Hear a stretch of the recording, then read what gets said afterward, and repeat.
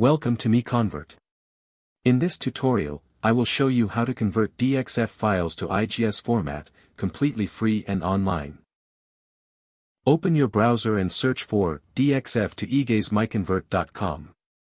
Click on the first result to go straight to the converter. You are now on the DXF to IGES converter page. The interface is clean and easy to use. Let's upload a file. Click the Choose File button. A file picker will open. Select the DXF file you want to convert, then click Open. Your file is loaded and ready.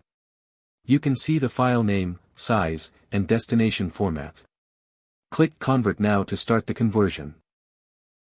The conversion is in progress. You can see the progress bar moving. This usually takes just a few seconds. Done. Your file has been successfully converted. Click Download to save the IGES file to your computer. That's it. Visit MiConvert.com for more free conversion tools. Subscribe for more tutorials. Thanks for watching.